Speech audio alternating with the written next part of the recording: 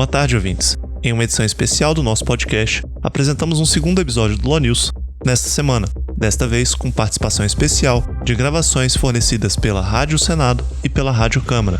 Estou na companhia de Vitor novamente e sejam bem-vindos a mais um episódio. E agora, dando início à temática desse episódio, recentemente o presidente Jair Bolsonaro, na tentativa de buscar a estabilidade do sistema financeiro no monitoramento do nível da atividade econômica pela promoção do pleno emprego, sancionou uma lei que dá maior autonomia ao Banco Central. Sancionada pelo presidente da República, Jair Bolsonaro, a lei que confere autonomia ao Banco Central estabelece como objetivo principal do BC a estabilidade de preços. A instituição fica responsável também pela estabilidade do sistema financeiro, pelo monitoramento do nível da atividade econômica e pela promoção do pleno emprego. De acordo com a lei, o Banco Central é definido como autarquia de natureza especial, sem vínculo ou subordinação hierárquica a qualquer ministério. Tem autonomia técnica, operacional, administrativa e financeira. A cada 6 meses, deverá apresentar ao Senado relatórios sobre inflação e sobre a estabilidade financeira do país. O presidente e os 8 diretores do Banco Central continuam a ser indicados pelo presidente da República e precisam ser sabatinados pelos senadores, mas os mandatos deles, com duração de 4 anos, passam a não coincidir com o do chefe do Poder Executivo. A ideia é evitar ingerência na condução da política monetária. Presidente e diretores só serão exonerados a pedido, por motivo de doença, por desempenho insuficiente ou condenação por improbidade administrativa. Ao deixarem os cargos, terão que cumprir quarentena de 6 meses, período em que não poderão trabalhar em instituições do Sistema Financeiro Nacional. A proposta que dá autonomia ao Banco Central foi aprovada pela Câmara no início de fevereiro, depois de passar pelo Senado. Nas discussões em plenário, deputados de oposição questionaram a urgência em examinar a proposta em meio à pandemia do coronavírus e a falta de uma discussão mais ampla. O líder da oposição, deputado André Figueiredo, do PDT do Ceará, foi um dos que se posicionou contrário ao projeto. Hoje nós temos o Conselho Monetário Nacional definindo as metas de inflação. A partir de que se define a meta de inflação, já cabe ao Banco Central definir taxa de juros, definir possíveis controles de uma eventual hiperinflação, o nível de emprego. Então nós temos esse instrumento que o Banco Central já goza dessa autonomia. Já os defensores da proposta argumentaram que ela iria dar mais credibilidade ao país junto aos investidores estrangeiros. O relator do projeto, deputado Silvio Costa Filho, do Republicanos de Pernambuco, lembrou que são autônomos os bancos centrais das principais democracias do mundo. Isso vai dar ao país um novo padrão de governança monetária. Isso é um sinal fundamental ao mercado internacional, porque na hora que o Banco Central ele passa a ser autônomo, a sinalização internacional é que nós estamos melhorando as nossas ferramentas da nossa economia. O líder do PT na Câmara, o deputado Enio Verri do Paraná, teme que com a autonomia haja um descompasso entre as políticas do Banco Central e do governo federal. Quando há um vínculo do Banco Central, um relativo pelo menos, com o governo, ele tende a ser mais comportado no que se refere a contribuir para o desenvolvimento econômico. Com um Banco Central autônomo, onde o presidente do banco não tem um mandato que coincide com o do governo que está, naquele momento, dirigindo o país, ele vai estar absolutamente vinculado ao mercado especulativo. Aí, portanto, ele não vai ter interesse no mesmo desenho do desenvolvimento econômico que tem o governo. Durante a cerimônia de sanção da proposta de autonomia do Banco Central no Palácio do Planalto, o atual presidente da instituição, Roberto Campos Neto, destacou que países com bancos centrais autônomos têm inflação mais baixa e com menos variações. Um sistema de meta de inflação com autonomia é essencial para garantir que a sociedade esteja protegida dos malefícios da inflação. Evidências também mostram que a maior autonomia contribui para um sistema financeiro nacional mais estável e melhor alocação de recursos.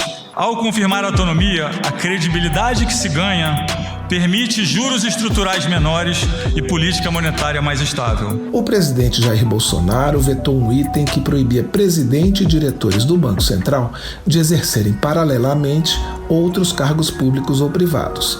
A justificativa para o veto foi de que isso impediria os dirigentes de ocupar cargos não remunerados em organismos ligados às suas atribuições, como o Conselho Monetário Nacional.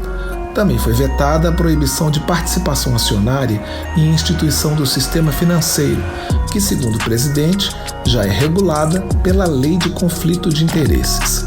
Da Rádio Câmara de Brasília, Cláudio Ferreira. Ainda falando sobre o presidente, sobre a medida provisória 1031 de 2021, que cria condições para a privatização da Eletrobras, e o projeto de lei 591 de 2021, que permite à iniciativa privada explorar serviços postais, abrindo espaço para a privatização dos Correios, o Congresso analisa propostas que permitem a privatização da Eletrobras e do Correio, respectivamente. O presidente Jair Bolsonaro enviou ao Congresso Nacional medida provisória que cria as condições para a privatização da Eletrobras, estatal que responde por 30% da energia gerada no país. A Eletronuclear e Itaipu permaneceriam com a União. Também foi enviado o projeto de lei que permite à iniciativa privada explorar serviços postais, abrindo espaço para a privatização dos Correios. No caso da Eletrobras, a ideia é abrir o capital da companhia para empresas que poderiam comprar até 10% das ações com direito a voto, reduzindo a participação da União para menos de 50%. A empresa é detentora ou tem participação em 48 usinas hidrelétricas, 12 termoelétricas, 2 termonucleares, 62 plantas eólicas e uma usina solar. Neste quadro, 96% da geração é de fontes limpas. Para a deputada Érica Cocai, do PT do Distrito Federal, coordenadora da Frente Parlamentar Mista em defesa do setor elétrico, o governo não pode iniciar a discussão por MP, porque existem leis que garantem o controle da empresa pela União e que retiram a Eletrobras do plano de desestatização. Ela afirma que o governo já tem projeto semelhante tramitando no Congresso. Quando eu digo que há uma medida provisória de vigência imediata, onde eu já contrato estudos do BNDES, sem saber se vai ter autorização para a privatização da própria Eletrobras, eu estou desrespeitando o Poder Legislativo e a própria legislação desse país. O governo estima que o Tesouro Nacional receberá 25 bilhões de reais com a privatização, mas a deputada Érica Cocai afirma que o patrimônio da empresa é de quase 400 bilhões de reais e vender esse ativo teria outras implicações. Nós estamos falando de privatização de hidrelétricas que também representa a privatização dos rios, da vazão dos rios. E nós vamos estar entregando isso para outros países, provavelmente, ou para o interesse privado? Érica Cocai explica que os possíveis compradores da Eletrobras devem ser estatais de outros países, que não abrem mão de suas empresas do setor por uma questão de soberania e interesse social. Para o vice-líder do governo, o deputado Evair Vieira de Mello, do PP do Espírito Santo, a discussão sobre a abertura de investimentos no setor de saneamento básico trouxe aos parlamentares muito aprendizado sobre o que fazer para garantir que as empresas que atuam com serviços públicos não olhem apenas para os lucros. E acima de tudo isso faz parte do projeto para realmente prestar melhor serviço aos brasileiros, atrair dinheiro novo para o mercado e para essas ações, enxugar a máquina pública brasileira para que o governo possa ficar focado naquilo que é de defesa nacional, que é de segurança, enfim, de toda a sociedade. De acordo com Evair Vieira de Mello, a abertura da Eletrobras para o setor privado vai garantir os investimentos necessários no setor, dada a dificuldade fiscal da União. Esses investimentos estão estimados em 407 bilhões de reais até 2030. Nós temos travas, temos agências reguladoras, temos as regulamentações a serem feitas, tem inúmeras condicionantes que precisam de ser construídas. Claro, o investidor privado precisa ser sua taxa de retorno, mas ela não é por si só das operações de livre mercado. Vão ser reguladas, vão ser regulamentadas, vão ser condicionadas. Na justificativa da medida, o governo diz que existem algumas contrapartidas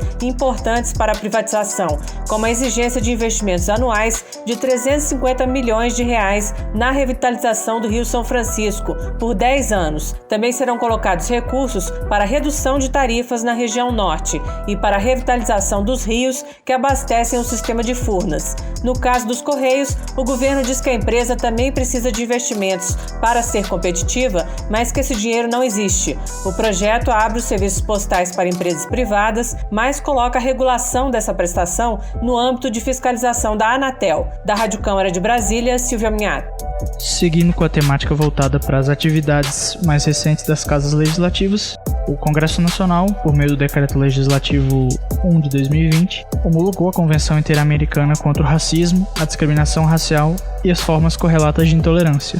aprovado em 2013, na Conferência da Organização dos Estados Americanos, a OEA. O Congresso Nacional homologou, através de decreto legislativo, a Convenção Interamericana contra o Racismo, a Discriminação Racial e Formas Correlatas de Intolerância, aprovada em 2013 na Guatemala, com o apoio do Brasil, durante encontro da Organização dos Estados Americanos. De acordo com a Convenção, a discriminação racial pode basear-se em raça, cor, ascendência e origem nacional ou étnica.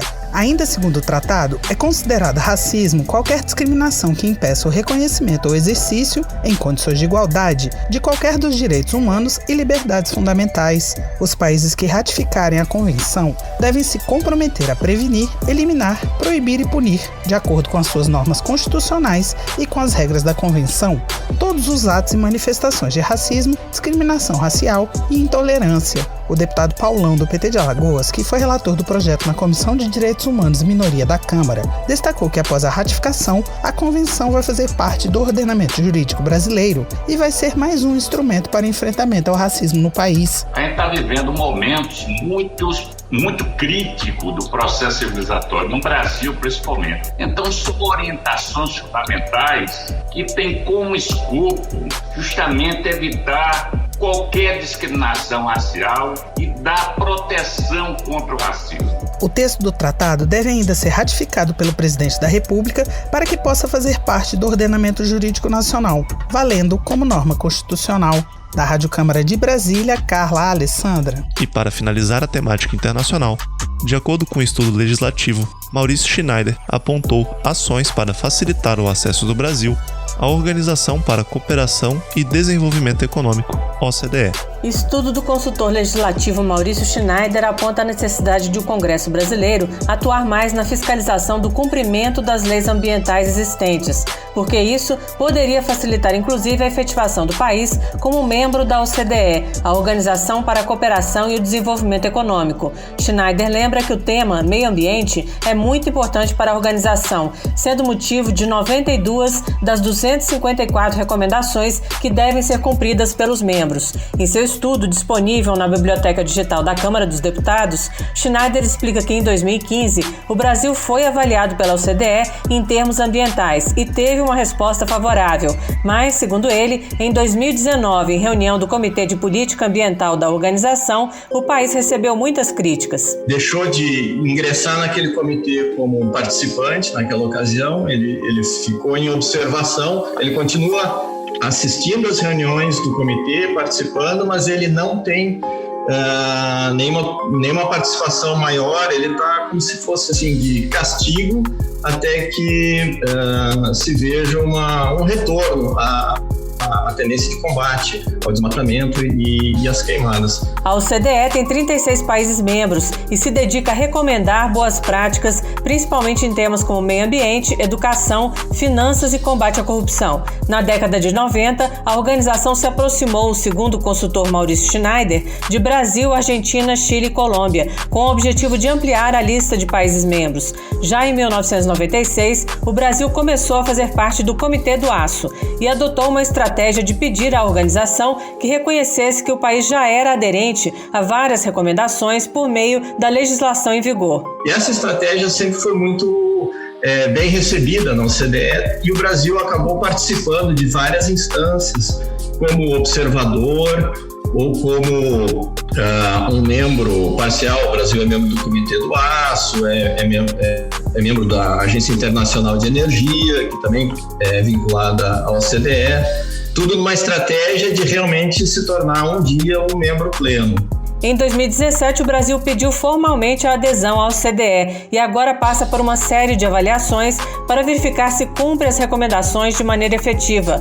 Para Maurício Schneider, o Congresso brasileiro tem instrumentos para fiscalizar o cumprimento das leis ambientais em vigor, como as propostas de fiscalização e controle e as próprias comissões parlamentares de inquérito.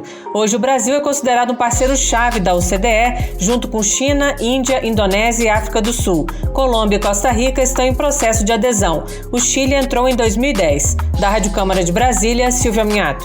Por fim, trazemos nesse nosso episódio 2 atualizações fornecidas pela Rádio Senado sobre ciência e tecnologia, infraestrutura e assuntos sociais que tiveram algumas emendas aprovadas. As sugestões de despesas aprovadas pelos colegiados de Ciência e Tecnologia, Infraestrutura, Assuntos Sociais e Fiscalização e Controle seguem agora para a Comissão Mista de Orçamento.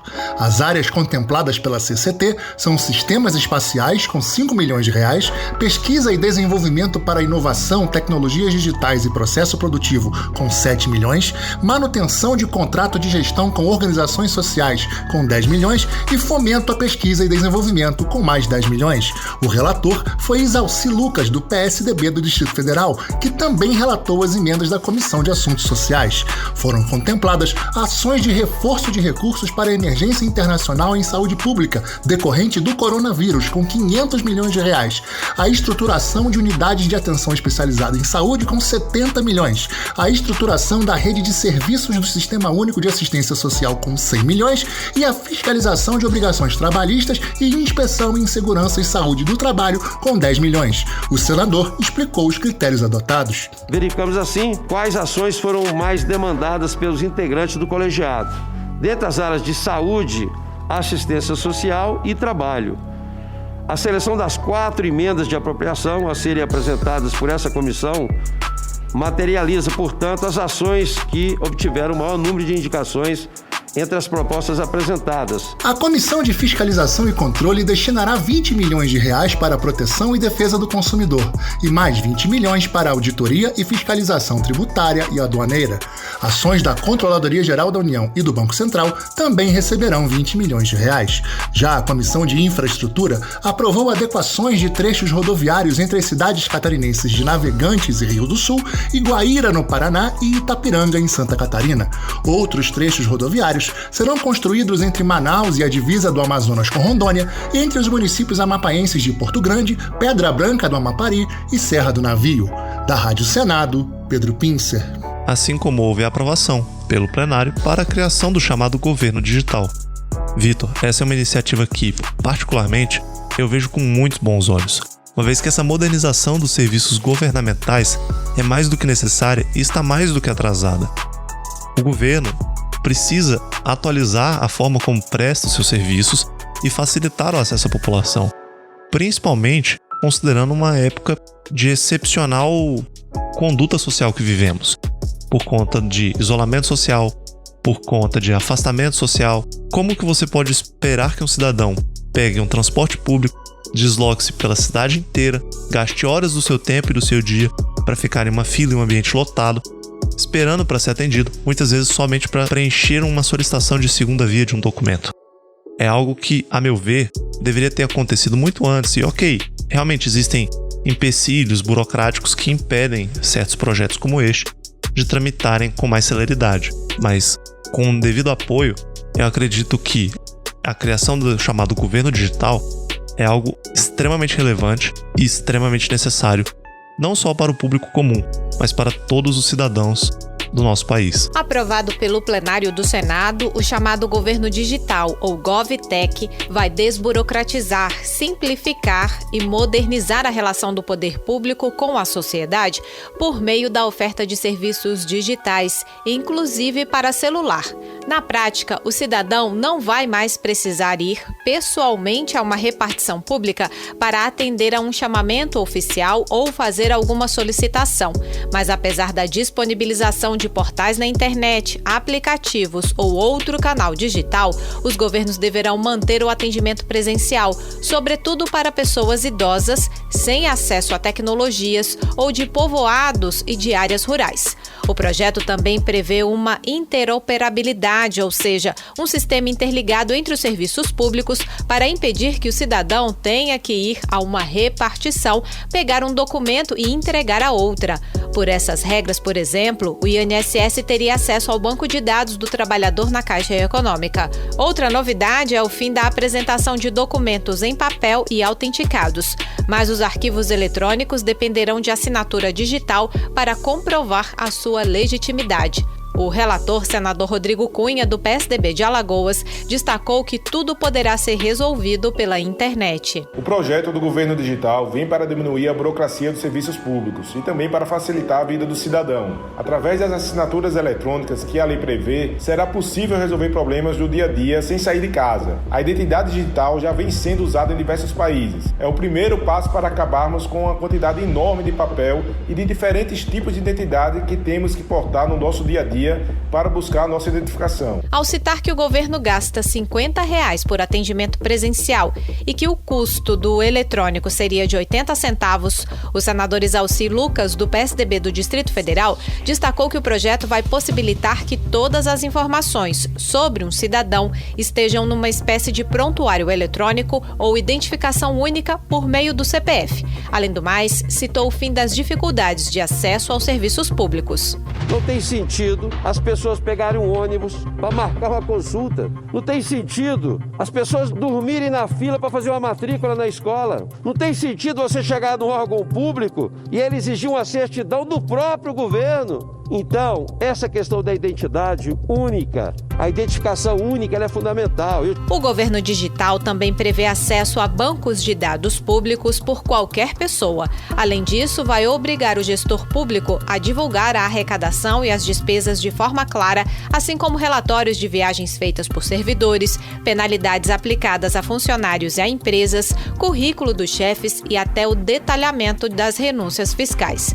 Rodrigo Cunha ressaltou que o projeto vai tornar o serviço público mais transparente. É também um avanço na área da inteligência governamental, para que o prestador de serviço possa filtrar e apresentar soluções para as necessidades individuais de cada um. No quesito transparência, o projeto do governo digital tem um papel importantíssimo, que é o de criar ouvidorias e canais de avaliação dos serviços públicos. Com essas informações prestadas pelos usuários, será possível também identificar bons exemplos de administração e as unidades que precisam melhorar a qualidade do atendimento. Outro destaque do governo digital é a possibilidade de o cidadão receber notificações e acompanhar passo a passo o processo relacionado ao seu pedido. Ele também poderá avaliar todo o atendimento e visualizar o grau de satisfação de outros usuários. Aprovado pelo Senado, o projeto segue para a sanção presidencial. Da Rádio Senado, Érica Christian. Desde já, gostaríamos de deixar um agradecimento especial para a assessoria de imprensa da Câmara dos Deputados, do Senado Federal, a Rádio Câmara e a Rádio Senado pela disponibilização das gravações. Era sobre isso que gostaríamos de tratar nesse episódio. Nosso Law News vai ficando por aqui e não se esqueça de acessar o nosso website, ecjuri.org, e nos vemos nos próximos episódios.